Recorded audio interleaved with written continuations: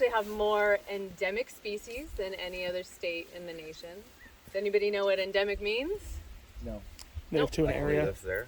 Yeah, Only there. yes. Got one. You do listen to me. Yeah, so endemic means that they live only in one particular place. So species that are endemic to California can't be found anywhere else. So a good example of those are giant sequoia trees. If anybody's ever been down to Sequoia National Park, those are actually endemic to a very small range in the Sierra Nevada, but you can't find them in any other state. Yeah, so more endemic species than any other state. And there's a couple of different factors of why we have so much biodiversity here. One is that there is a really wide range of terrains. So we have the coast, we have mountains, deserts, valleys. We also have really a wide latitudinal gradient. So longitude is like, if you're looking at a globe, it's kind of east to west.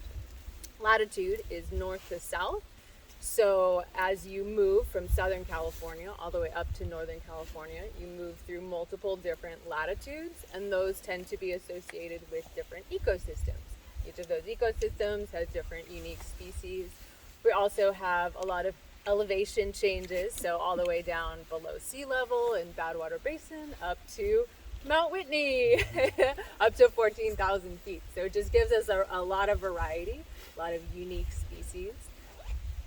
Something else that is definitely at play here in the Buttes is that we're in a Mediterranean climate, and what that means is that there are cool, wet winters, like we're experiencing right now, and hot, dry summers. And for me, having been born and raised in California, I just thought that's what summer was. It doesn't rain. Turns out that's actually kind of a unique scenario, and it creates special challenges for plants and trees in particular. So normal traditional growing season is in summertime when there is more daylight, so there's longer days, more sunlight. But the other thing besides sunlight that plants need is water. And in California and in places with a Mediterranean climate, you get all of your precipitation in the winters, so it doesn't coincide with that traditional growing season. So that means that plants and trees in particular that grow in this region have to have special adaptations to be able to either be drought tolerant or drought avoidance adaptations. So that's something I'm going to talk about a lot as we're going through on this hike. I'm going to touch on it, just special adaptations that some of the species that live out here have to either deal with the drought conditions or Mediterranean climate or just other factors out here. So I do encourage you as we are hiking to kind of think about that. So if we're talking about a particular species, or if you observe something, kind of think about how is this characteristic making it better adapted to this environment. So I'll point out some things, so you might observe some things on your own, and then maybe at the end somebody can remind me if anybody has any like super special adaptations that they thought was the coolest. We can share those. Okay, questions? Anything? All right, you guys ready to get hiking, get moving? Yeah. Listo. Oh, okay, everybody's calm.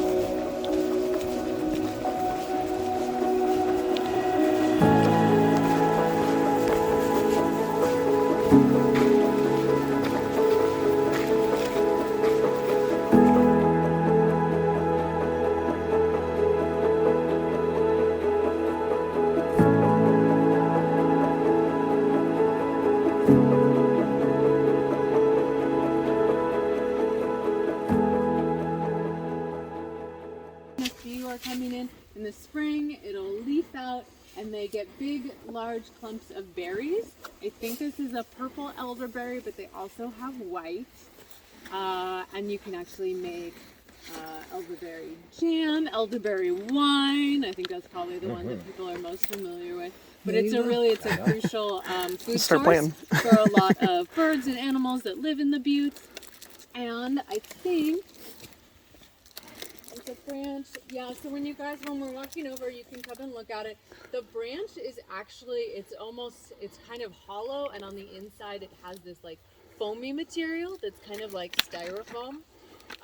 So Native Americans would break off branches and you can chisel out the inside and you can make flutes out of it. I never knew that. That's cool. This is, this bush in particular is not endangered or threatened, but there is it's the Valley Elderberry Longhorn Beetle. Yes, that lives in it. Yes. Yeah, is an endangered species. I don't think that they've found any here in the Sacramento Valley since maybe the 70s, but it used to be found here. There's still some found up north in the Shasta area, and the only plant that it either lays its eggs on or lives on or eats on is the elderberry, which means that if you have one of these growing in your yard or on your property, I don't think you're actually allowed to cut them down. Or it's considered a take on an endangered species, which I was reiterated. There's a park in Yuba City that I would go running by, and they were doing some restoration project, and every one of these, of which there was a lot, was wrapped up in caution tape, just to make sure that nobody accidentally hit it with the bulldozer going through. Gonna make a flute. Yeah. Yeah, that is super I spongy. have a friend that made a flute, and he can play it really well, but from what I hear, it's challenging. I got a stick. Primary different types of oaks that grow in the buttes. So there are, of those, there are two that are deciduous. And what deciduous means is that they lose their leaves. These ones happen to be winter deciduous, but there can also be summer deciduous. And the reason for that is that they can lose their leaves in the winter. So they won't be photosynthesizing, but they also don't have to maintain leaves through kind of the harsher conditions. And that is an adaptation for just our cooler winters and for not being able to photosynthesize as much. So that's kind of one strategy that they've taken. So you'll see, I think this one is a valley oak. And I'll pick up one of the leaves here that's down here on the ground. So this is what their leaves look like. And you can remember that it's a valley oak because they have a V between the little leaf lobes there. So this is one of our deciduous trees. The other one was the blue oak. So we passed a lot of those when we were just walking through here. You tend to see valley oaks down in the valley where there's deeper soil, and they have a taproot that they're able to get all the way down into the groundwater source. So a big long taproot is one major root in the middle. It can get all the way down to groundwater. They're what you'll see the most often in the valley.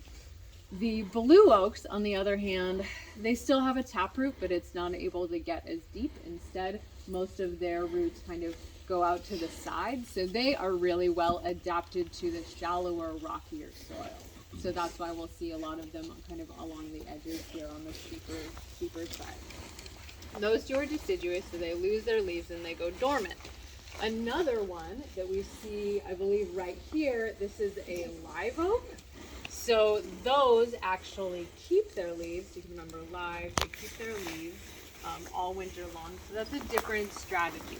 Witch's butter, and it's a jelly fungus. You can definitely touch it.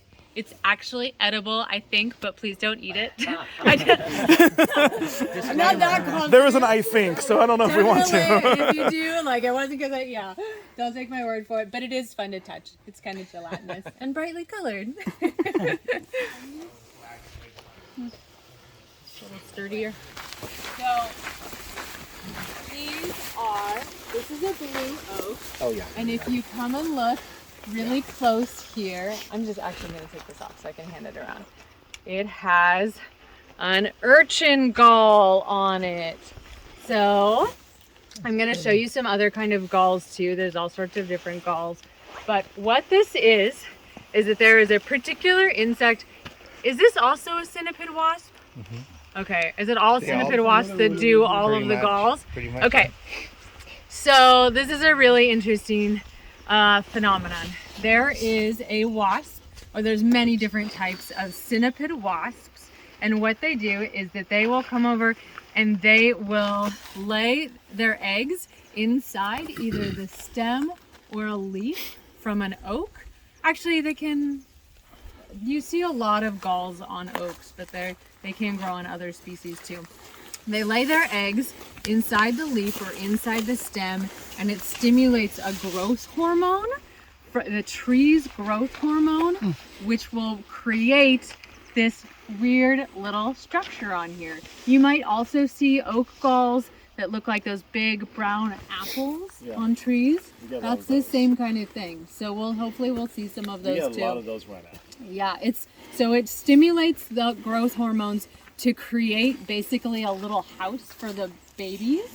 So then the wasp larvae will hatch out and will live inside there and eat it, and then eventually it burrows its way out and escapes. Wow. I think I see another gall right over your head. It's maybe it's either a spot or a gall. There's two more right. There's a lot. I can see a bunch. There's one.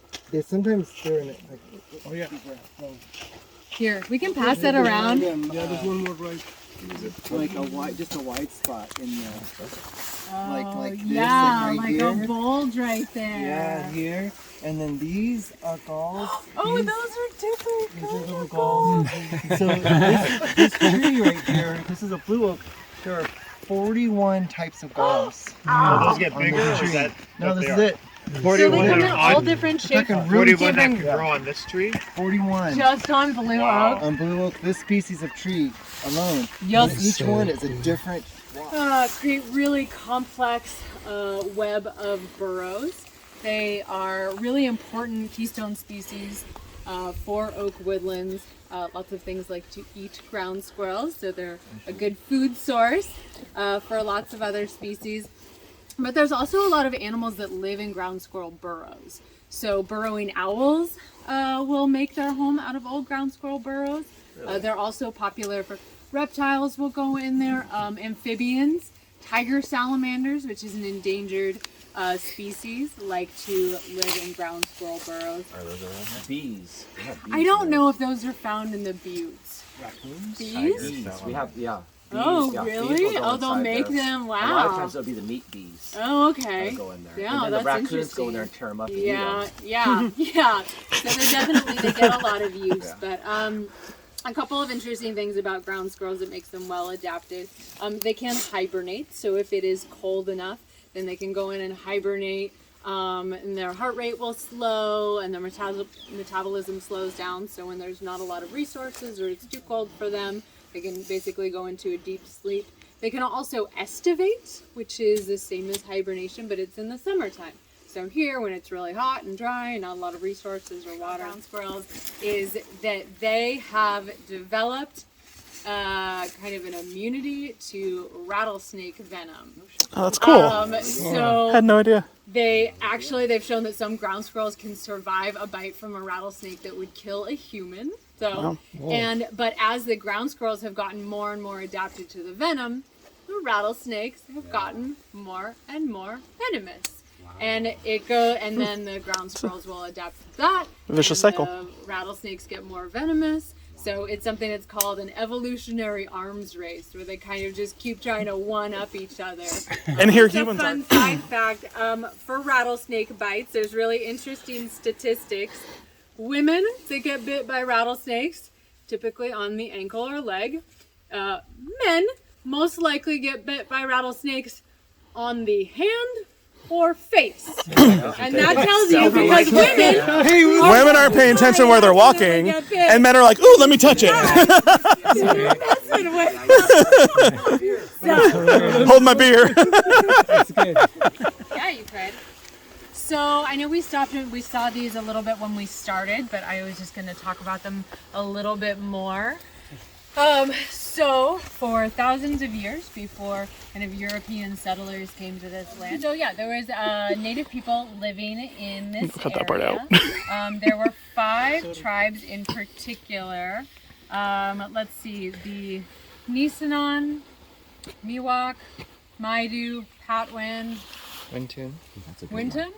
Winton. So what's interesting about the buttes, though, is as lots of you have mentioned, you can see them from many different parts around, like the Sacramento Valley and the foothills. So the buttes kind of acted like a beacon for different tribes would come here, and they would come here for hunting and gathering.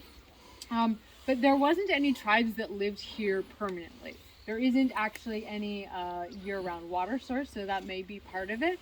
But so they would come here to gather supplies and get what they needed, and then they would go back to their, they would just stay kind of seasonally. So one of the main staple foods of their diet was acorns, as we've seen all of the different oak trees around here. But acorns can't be eaten as they are. They're really high in tannic acids. So they have to be processed and treated in a particular way before humans can consume them. So how they would do this is they would collect all of their acorns. They would start by soaking them, and that would make the outer shell easier to remove. They would take that, and then they would use, this is called a bedrock mortar or a grinding stone, which is kind of a misnomer because it's not really like a mortar and pestle where you grind. They would put the acorns down, and they would hold the rock, and they would drop it. So they would drop it onto the acorns to crush it. And that's less energy intensive than grinding.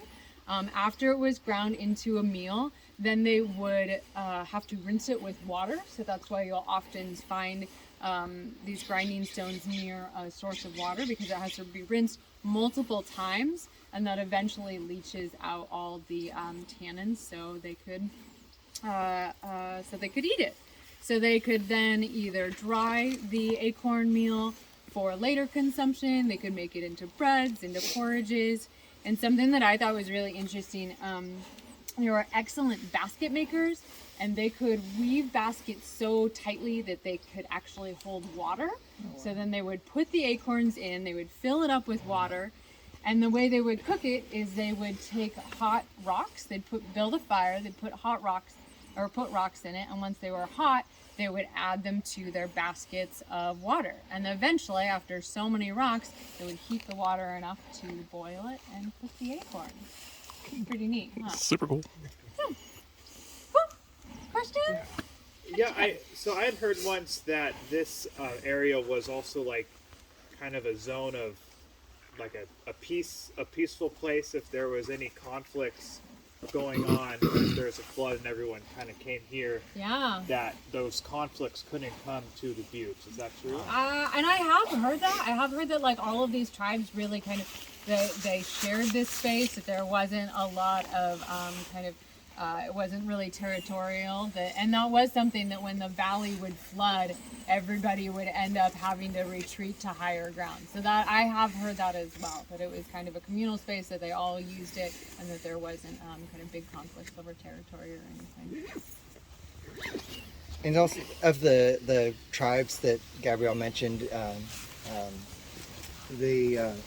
all of those tribes would consider the buttes, or they would tell the story with the buttes along with their creation story. So I don't know if anyone's ever heard Native American creation stories, but a lot of time it has to do with turtle and eagle, and this one was turtle and eagle on a raft. And so it's a whole different, very similar, but it's a unique creation story to the buttes. And then there's also this is a very spiritual place, as many in these tribes believe that your spirit comes here to find its way to heaven. So, which you can kind of see, these big, in the middle of this big flat valley, there's this 2,000 foot landscape. It's a lot closer to heaven. So, so it's a pretty sacred place, and we always want to keep that in mind when we're treading on it. You know, we're walking through a place where the spirits come. You know, so. Wonderful. Very cool. All right.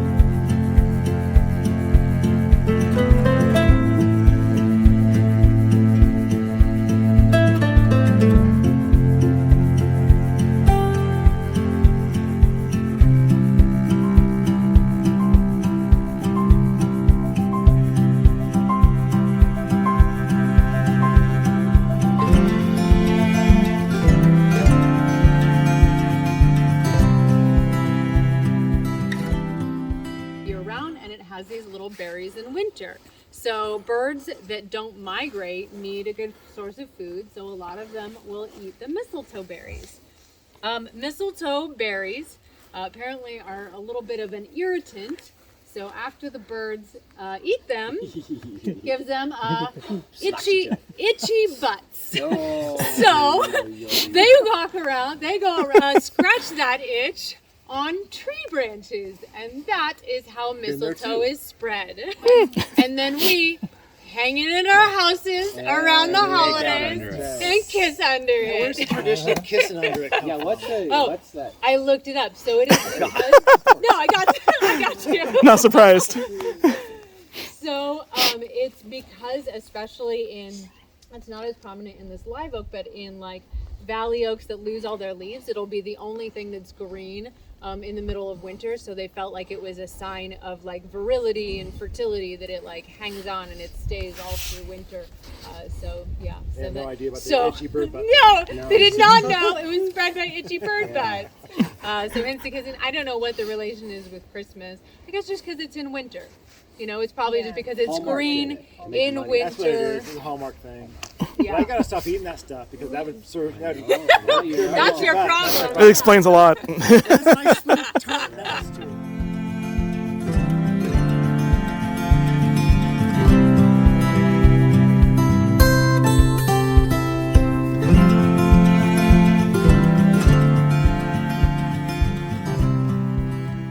Oracle oak.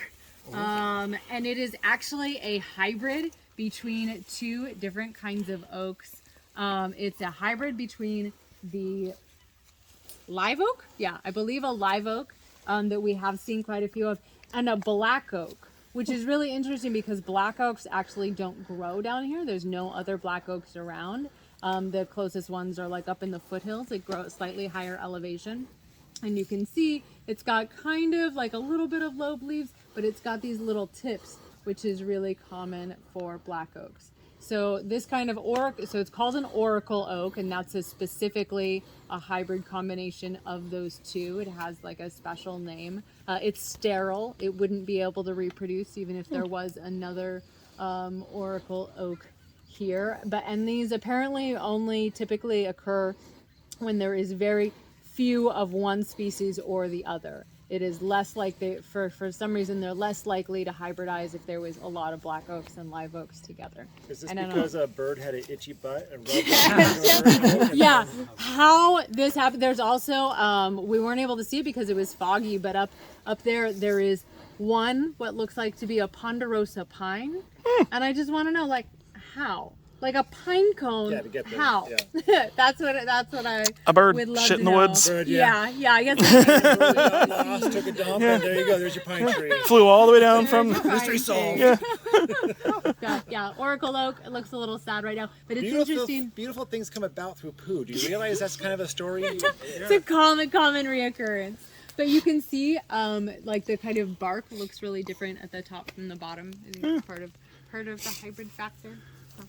This is a curly-leafed soap plant, and this is the first one I've seen out here. It might be just maybe the wrong season, or maybe they're just coming in. So this is really interesting.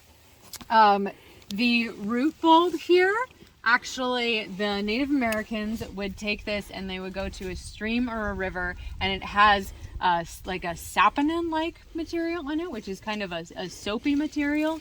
And if you rub it in the water, it releases the saponin into the water, and it will go into fish gills, and it makes them, it like stuns them, and they float to the surface, and then the Native Americans could just go out and like scoop them up in a So net. it's cheat fishing. But then after it wears off and it dilutes in the water, any fish that they didn't pick up would just kind of snap out of it and swim away. Toyon or Christmas berry. And so that is a valuable food source for animals that live in the buttes, but it has a special adaptation to prevent birds and animals from eating the berries before they're fully ripe. So early on, before they've ripened, which they tend, I don't think it's even before they've turned red yet, if birds try to bite into them, they actually have cyanide gas inside, and it will release cyanide gas, which scares the birds off. But as they further ripen and develop, when they're fully ripe, the cyanide actually retreats from the fruit into the seeds, and then the berries are edible, and the birds can eat the fruit. The seeds pass through them without harming the birds, but it prevents them from getting eaten before they're fully ready to, fully ripe and ready to reproduce. That's really cool.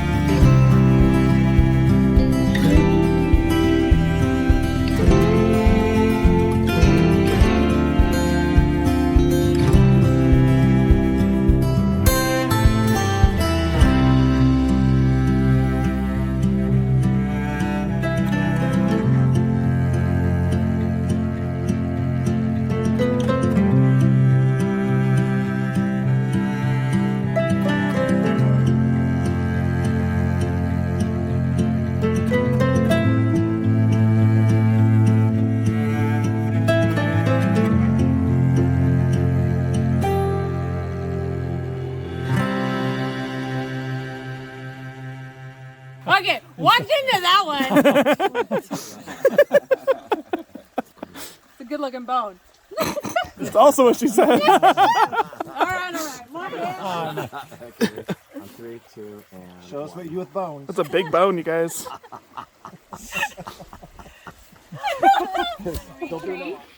And this is made by Acorn woodpeckers. And this is basically their pantry. It is a way of them storing acorns so they can eat all through winter.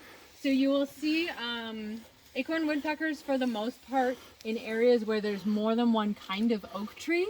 And that's because not all oaks generate a lot of acorns every year. So if one particular kind of oak isn't making acorns that year, they have kind of a We'll backup also supply. do that to your house. But by having this, And she got a food source this for the allows winter. them to, they don't have to migrate, so they can actually stay here year round. But this takes a lot of work. So it's acorn woodpeckers. So they will peck on it and they will drill holes out, and then they go and they collect acorns and they tuck them into these holes for safekeeping.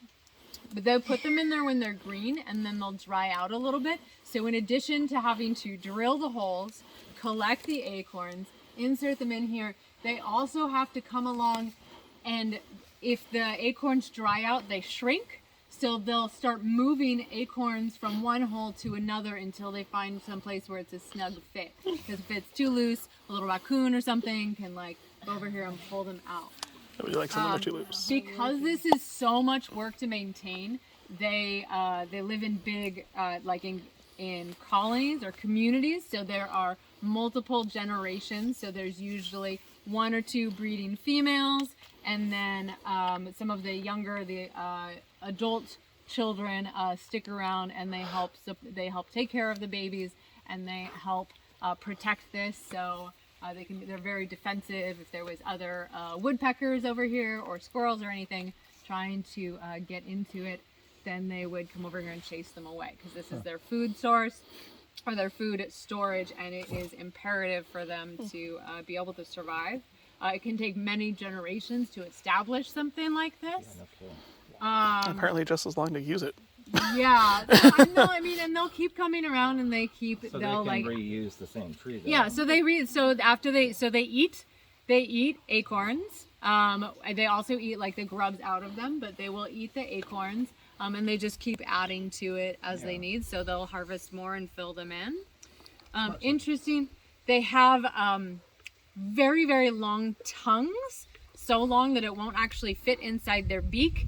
Instead, it like wraps up, it like goes through 2 holes, like by their eye cavity or something, wraps around the top of their head, and then attaches back here on the back of their neck. I'm going to have to Google this now. No, it's real. And that acts as a shock absorber for when they're pounding their heads on this. It actually acts as a shock absorber to protect their brain. The tongue. Also interesting, all different kinds of woodpeckers tend to have a different tip on their tongue. So some of them will have like a little forked tongue, and some will have like a little kind of spiky tongue or like a round tongue. And I don't know if that's specializing for whatever kind of their primary food source are. These ones are acorns, obviously. But yeah, I think it's pretty cool, pretty impressive. A lot of work. I don't need that. Cool. Somebody. All right. Nice, thanks. It's adorable. That's okay.